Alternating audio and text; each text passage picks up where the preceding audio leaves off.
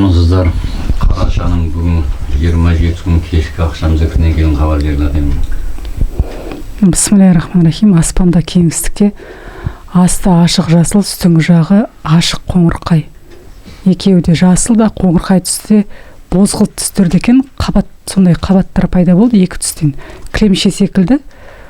Аспанда сол кремшенің үстінде түрлі таңбалар, сызықтар кремшемен қоса айналып тұрды. Ширек ғасырдан кейін болатын оқиғалардың белгі таңбасы біртіндеп түсе бастайды дегеннен келді.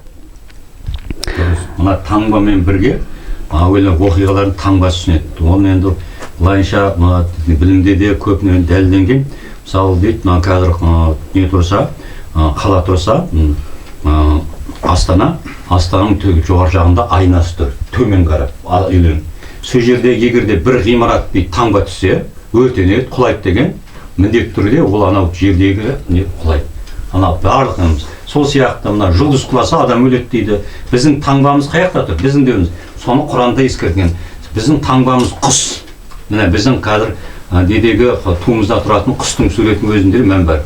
Оның өзіне мына құс, мына аққу құс барлық нәрсенің берекеті, киесі жердегі. Соны қазақта айтады, еркек есікке дейін, әйел төрге шығарады дейді. Яғни үйдегі соның берекеті, аққу құс таңбасы. Ал енді сол келетін несібе бәрін алушы, жеткізуші, ол сұңқар. Сұңқар құс. Осының таңбасы. Соны айтты, сендердің үстеріңде қалатын жайған құстарды көрдіңдер ме? Алладан басқа оны кім ұстады? Сендердің тағдырларың деген ғой сол. Дұрыс айтады, тағдыр дейді оны таңба. Орыстарда дүмпу көтерілістер болады, сергелденге салынғандар құтырады. Сосын бізде шойын жолдың тағы бір сынағы бар, жеңілінен келетін. Сосын мынандай бір көрініс болды, аяқ астынан үлкен көпірде бастарын бұрып қарап тұрған алашордалық аталарды көрдім. Аспалы көпір екен. Сол бер жағында Жүсіпбек Аймауытов пен Міржақып Дулатов аталарды шырамыттым. Бірақ өздері өте көп екен, топтасып тұр. Көпірдің үстіне бәрі тұрды. Сол біз жаққа қарай қарап тұрды ма, бірақ олар аспалы көпір жаңағы кеңістікте тұрды. Солардың бәрі көпірден өте алмағандар кезінде көпірден өту мүмкіндік болмады. Соған енді оларды көпірден өткізу, аруақтың басын көтеру, шығармашылық қауым, жазушылар, ұрпақтары солардың есінеді ғой сондай. Сол кеңістікте қолып қалды қазір. Көпірден енді бастары көтерілмей жатыр. Жем соқсанда, осындай күрескен, мейлі отан соғысында қалған, осылардың қазір заман келді, біз мына жүктерін, олардың жүктері болды ғой, сол жүктерін тазартуымыз керек. Яғни біз өзімізге алуымыз керек. Айналып келгенде біз бір атаның баласымыз, сондықтан мына қазақ бұл қандай болсын, соны Құран оқылады, амал қылады. Біз әлі ондай деңгейге жеткен жоқ ата жолы. Сосын әрине көп жиналыпты. Ана қазақ халық көтерілмей жатқан көрініп тұр ғой. Біздің арыстарымыз сол мақтаймыз да, бірақ айналып келгенде әруақ деген шерік деп оларға ешқандай ештеңе ұйымдастырылып жатқан жоқ, Құран оқылып жатқан жоқ, құрбандық шалынып жатқан жоқ. Оның амалдар болу керек қой. Соны кімдер атқару керек? Осыны жазушылар қоғамы, сондай қалам ұстағандар, солар атқару керек еді да. Қалам ұстайтындар біз ата жол әлі келінмей жатырмыз. Дұрыс ал. Бүкіл жер жүзіндегі адамдардың көпшілігі жаңағы дүние мүлкіменен әлек болып жатқандығын айтып жатыр.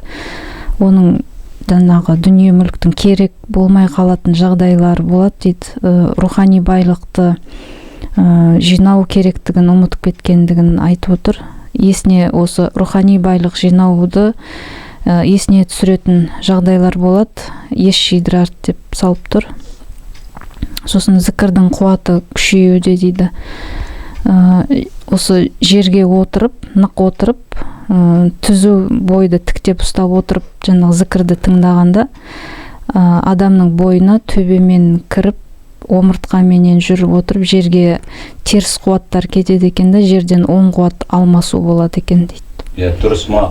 Ол зікірде отырғанда бүктеліп, қисайып не отырғанмайды. Намаздағыдай, сосын белді түзетіп отыру керек. Маған да кезінде зікір салған ескертті, соған мен белім ауыратындығым, зорға ұстайтындығым. Сөйтіп үйреніп кеттім, тік отыратын болдым. Ол да біз үйренгенбіз ғой, бүкіл отыра салу оңай. Дұрыс. Сосын жаңағы біздің елдегі қорғаныс күштеріндегі жұмыс істеп жатқан адамдардың көбісінде сынақтары түседі деп салып отыр. Өздерімен өздері жаңағы отбасындағы түрлі жағдай менен сынақтар, өлімдер сондай жағдайды ескертіп айтып отыр. Сосын көріністе таразыны көрсетіп тұр. Бір жағында тас салынған екен.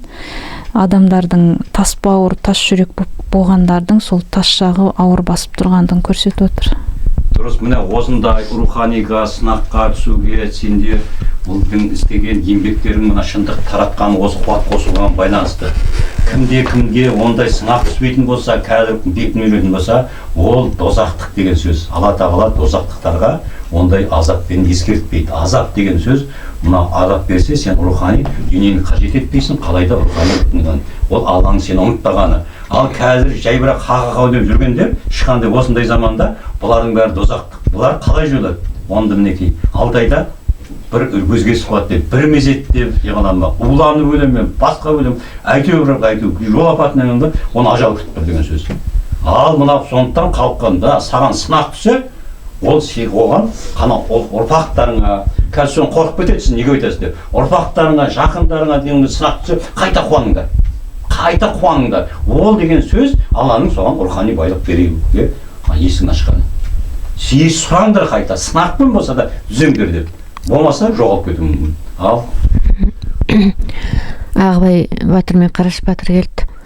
Сосын зікірдің үні біртүрлі маған қағбаның үстінен солай білмеймін, сол қағбаның шығып тұрған сияқты болды. Сол қағбаның үстінде шыр айналып домалақтап тұрды, жоғары көтеріліп бір құйындар болады ғой. Құйын қара болса, ол біртүрлі көкшіл түс болды ма, сондай түс болды біртүрлі. Сосын ол атаға айналып кетті де, сосын кілемге отырып, ол бұлттар арқылы бізге қарай келе жатты ма, сондай бір сондай көрініс болды. Онда жалғану болады, арабтармен осындай зікір арқылы жалғану болады үнмен. Сосын Қайназар ата келді де, тағы бір көрініс келді, ақтабан шұбырынды деп салды маған, сол төбеден көрсетті, белгі көрсетті бір қазақтың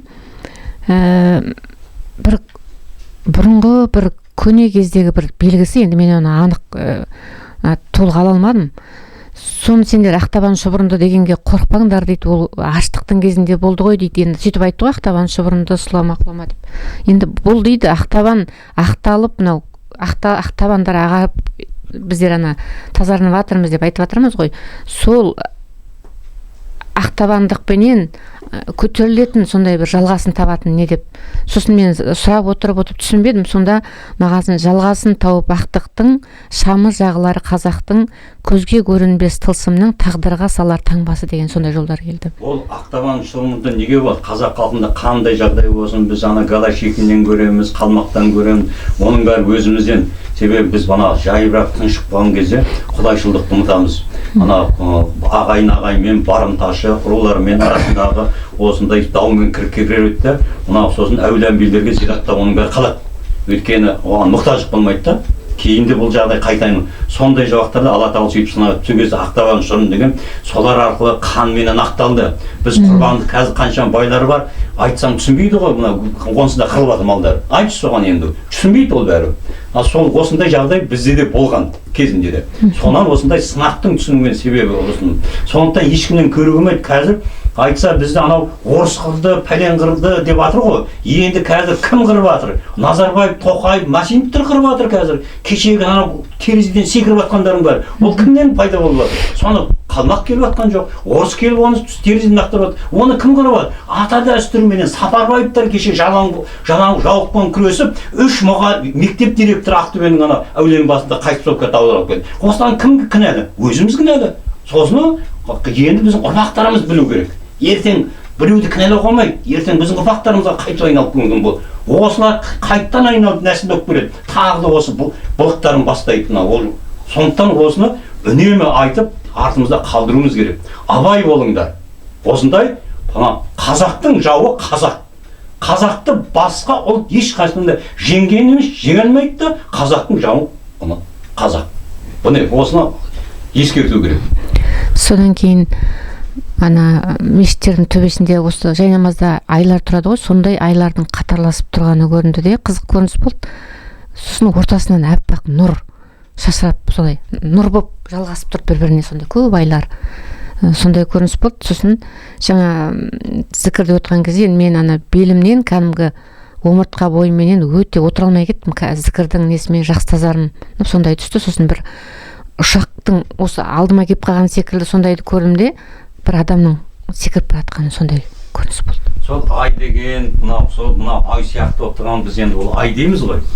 Ол айдың белгісі емес, ол таңба. Ол сол Құранда тұр ғой, Мұхаммед пайғамбар Жәбірейілді көкжиекте көрді. Үшінші рет сол кіргенде садақ сияқты көзін алмады, ол көкейге салған. Сол арқылы үн келеді. Ана мешіттегі тұр, үстінде үні бар, бірақ мешіт үн алынбайды. Үн сол арқылы. Мынау үннің таңбасы ұрықтан келген нұр ғой, ай арқылы нұр. Ана ұрықтың ана таңбасы Жәбірейіл осындай болады, ай сияқты. Сол қандай тұр ғой? Ана садақ сияқты иіліп келді. Мұхаммед пайғамбар оның көзін айырмады. Ол көзіне көкейіне салған. Ол қателеспеді, соны шығарды дейді. Міне, біз таңба деген осы. Ол таңба тұр, қазір Құдай сөйлемейді, онда айтпай, бірақ бәрін біліп қоямыз да. Біз ана неге қойып қоямыз? Бейіттің басына да қойып қоямыз ғой. Ол тілдесеміз деген сол таңба ғой сол. Сол таңба арқылы тілдесеміз. Құран оқығанда сол таңба арқылы оларға барады, сол таңба арқылы береді. Ол есігі ғой сол. Тылсымның есігі солай келеді, ашылады. Ал, Марва. Маған мынандай көрініс болды, сым мен жол. Сол шет елмен тығыз қатынаста сол арқылы орнатылады. Қазақи тұрмысты зерттеушілер сол жақтан келеді деп түсті. Осындай күйге түсірген үкіметке сын түседі. Меңгергісі келген салт дәстүрді қазақиды соған дайындық жүргізе бастайды сол шетелдіктер деп түсті. Сосын мынандай не? Көздің нұрын ашты қос қанат періште, кеңдік дүние тарылды, қызық орын ауысты, билік аяқ ұшына тұрды, жер ана түршікті, пенде есін жиды, көктен хикмет түсті, сара жол бақ жол болды, осыны түсінген жолын тапты. Сосын Оспан Омар деп түсті. Енді бұның қазір айтатын шығар, қашан деп тыңдап отқандар көп. Адам деген асық шықып жаратылған. Ол қашан болады, неге шерілмеді? Ол қазір керек жоқ бізге. Мен бұрын солай едім, керек жоқ. Себебі неге? Себебі қазір деген мынау биліктің бізді соттаған үлкен бір біздер үшін үлкен бір дәреже. Сондықтан сендер ақталуға тырысыңдар. Мен әрбір 2 рет айына барған кезде осы соларға бүкіл жүктерді ауыстырамыз. Сендер көтере алмай жүктеріңіз. Өйткені олардың ақшасы бар, олардың дүниесі бар, көрсіңдер бала шағасына. Сондықтан қайта тұра тұрсын бұлар. Қайта билікке осыны біз аударып алайық. Ана халықты көбірек көтеру керек. Ана әруақтан жүктер бар ғой, соны өткізу керек. Тұрғанбаев мекемесі көп қой анау. Отыр ғой бәрі. Бүкіл милициясы бар, соты бар, прокурорына біз соларға жүктеп болуымыз керек. Көрсін. Соны Құранда тұр Алланың уәдесі. Алла уәдесінен таймайды. Сендер адастырғандардың өздерінің нелерін жүктерін көтересіңдер. Арқаларына алған қандай жаман дейді. Сосын осылар тасбақа болу үшін, бүкіл өмірге келу үшін осыны істеу керек. Сондықтан қазір асық қашан дегендерге асықпаңдар. Қайта қалып көбірек көтеру керек, аруақтарын көп көтеру керек. Соларын тез көтеру үшін жүктерін енді осы қазір қатын құрамына айналатында аударылып жатыр. Өзіміздің өзін басын сол масқапшыларға әлде оларға да жүктелу керек. Сондықтан асықпаңдар. Сабырмен бірақ аруақ көтеруге асығу керек. Ал Бисмиллахир-рахманир-рахим. Қожа Ахмет Яссауидің белгісімен орданы аластады, қаралық тазартып кетті. Емшипа кеудеге түсті. Ғылым білімді арттырыңдар, көп оқыңдар, хикметімді оқып меңгеріңдер, сопылық сатыға өтіңдер, қарусыз майданда күресіңдер, ақпарат жүйеде хикмет халықты жетелеңдер деп, сосын 77 сан келді. Сол Құраннан оқу керек. Сосын сары нұр келді, көрдім сары нұр, осы ордаға таластады. Сопылыққа жеткен кезде, енді қара нелеріңді, түстеріңде, қандайын осы, санменен, зікір өлеңдерін келді ғой 280. Сол санмен келсе, қуана беріңдер. Айына бір рет болса да, сол санды алып бұрын. Қазір зікірмен аласыңдар, ол Құдайың беріп атқан аруақтан. Ал енді түс көрген кезде, ол сендердің меншіктерің санмен бекіт болады. Санмен түс көрмесең, сен әлі ол жетпей жатыр. Ана түс көріп отырғанда арасын санды көрсетіп отыр. Ол қандай сан көрсетеді, әркім әртүрлі. Маған үнемі сандармен, санмен жазып отырам. Жақсы, ол оңай. Жаныстырмайды. Санмен келсе, ол сол Алла тағаланың берген нығметі. бекіді. Бізге беріп қойды ғой, 2 өлеңіміз бар ғой. Бізде нұрландырушы кітабымыз бар ғой. Сол ана кітап арқылы енді сол санменен үнемі түсіп отырады. Соны алып отырасыңдар, соған жалғанып отырасыңдар, Алланың. Соны естеріңде сақтаңдар, көбірек айтыңдар өзінің араңызда. Санмен кімдер түс көреді екен, соны көрін. Санды көру керек. Ал Бисмиллахи-рахмани-рахим. Осындай ақпарат түсті. Маршал Конев дейді, кешірім сұрап жатыр дейді қазақтардан дейді. Сөйтіп. Я Конев деген бар ғой. Сосын Тарбағатай жерінде, Семейде дейді, жақсылықтар өзгерістері болады дейді. Жақсылыққа өзгерістер болады дейді. Сосын Пакистан мемлекеті дейді, бір затты қайтарып береді дейді қазақ жеріне дейді. Содан дейді қазақтың несі жақсылық болады дейді қазақ жерінде дейді. Ол мұрағаттар бар ғой соны. Сосын Замбия елінде дейді су құрып дейді, халық дейді қырылады дейді. Сосын қоңыр дауысқа дейді үн қосылды дейді. Осы секілде байқалды. Басқа бір үн келді. Зәйтүн майы туралы дейді көп өтірік шығарып жатыр дейді, сенбеңдер дейді. Бүкіл әлемдің шипасы осы майда тұр дейді. Зәйтүн майы. Дұрыс, мына зәйтүн майы туралы Інжілде де бар. Мына қай қалаға неге айтқан ғой, маған есекті алдыртыңдар, Иса пайғамбар. Есекті алдыртыңдар маған дегенде, сол тайқар дейді ғой, сол есекті алдыртып сүйған кезде сонда ағашты көрді дейді. Ағашты көрді де соны зейтін ағашы ғой. Соны айтып, қашан бұл не қанша енді май бермейді деп майдың ғой. Енді қазіргі осы қиямет кезіндегі Алла тағала сол зейтін ағашы үнмен қуат бере береді. Зейтін болсын, қазір бізде өзіміздің көп нелерде қуат пайда болады. Әсіресе қазақ елінде. Бүкіл дәрі де қуаты да қазақ елінен шығады. Малдың да қуаты қазір осыны соған көбірек не болу керек. Біздің өсірген тамағымыздың бәрі әлемге шипа болады. Сосын суда біз әлемге садақа беруші елге айналдыруымыз керек. Сондықтан біз не істейміз? Қазір Алла жолында өзіміз садақа, жомарттық үйрену керек. Сол кезде Құдай бізге үй төгіп береді, артығымен береді. Осыны халыққа тереңірек, көбірек садақа берсе, малыңнан садақа бер, кедейлерге бер, қалай бер, 2 машинаң болса, 1 машинаң бір неге сыйға бер, әйтеуір жомарттық арқылы өзің құтқарасың. Керінше Құдай сені жарылқайды. Қалай жарылқайды Құдай ол? Құдай оның 10 есе көбейтіп береді. Бисмиллахи-рахмани-рахим. Аса қамқор ерекше мейірімді Алланың атымен бастайын. Зікірге отырған бетте белден жоғары, жауырдан төмен өте ыстық бір жылу келді көлденен. Сондай белгі алдым. Содан кейін жылдам көріністер болды. Балықтар шашылып жатыр. Бұл не дегенде Норвегия елі деді. Содан кейін ұшақтар көрсетті. Түркия елінің 2 ұшағы, Россия елінікі. Түркия елінікі кішкене биіктеу көтеріліп ұшып жатты. Россиянікі төмендеу. Ең соңында Қытай елінікі ол өте төмен ұшты. Осындай ұшақтар көрсетті. Сосын ақпарат атты көрсетті.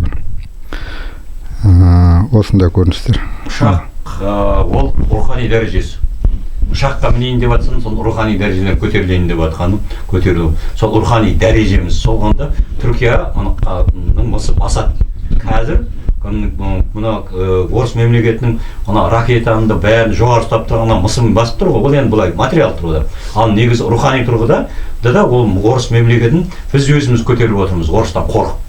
Қазақ көтеріп отыр. Ана опталыста орыс болып кетесің, анан не қылма орыс болып кетесің деп орыспенен қорқытады, Қытаймен қорқытады. Осыны істеп отырған өзің ішіңіздегі іблістің жансыздары. Сондықтан қазір көрсетіп тұрған, міне Түркия мемлекеті басын қосты ма, Алла тағала оның дәрежесін көтереді, Қытайдікі онан сайын төмен түседі деген сөз. Бұл рухани дәреже. Осылай ал қабыл болсын. Бүгін қарашаның 26-сы кешкі зікір. Ордаға жиренше шешен келді, қамшысымен орданы аластады, қаралық сылып түсірді. Алла тағаланың әркімге берер несібесі бар. Жүрегіңде бір Алла бар болса, Алла сол құлын ұмытпайды. Бала кезінен сөз қадірін біліп өстім. Сөз адамға берілген ақыл. Сөздің құдіреті керемет. Ретін тауып сөйлесең, ол сөзді орнына қоятын болсаң, жүздеген әскерден де күшті. Бізде сол күш болды. Ол күшті ханда халықта білетін еді. Біздің аталарымыздың ең негізгі басты байлығы да осы сөз болатын. Қазақ осы байлығынан ажырап қалды. Мәдениет деп жүріп барын жоқ қылды. Әкесінің қолжазбасын туған баласы оқи алмаса, сені қазақ болғаның кімге керек? Бұндай сорақылық исі қазақтың көбінің қасіреті болып тұр. Тезірек қатеңді жөнде, балаңды ана тілімен сусындат, әйтпесе балаңнан айырыласың, сонан соң бармақ тістеп қала бересің. Әлде кеш емес, қазақ құрып кеткен жоқ, бірақ құрудың аз-ақ алдында тұрсың, деп кетті Жиренше шешен.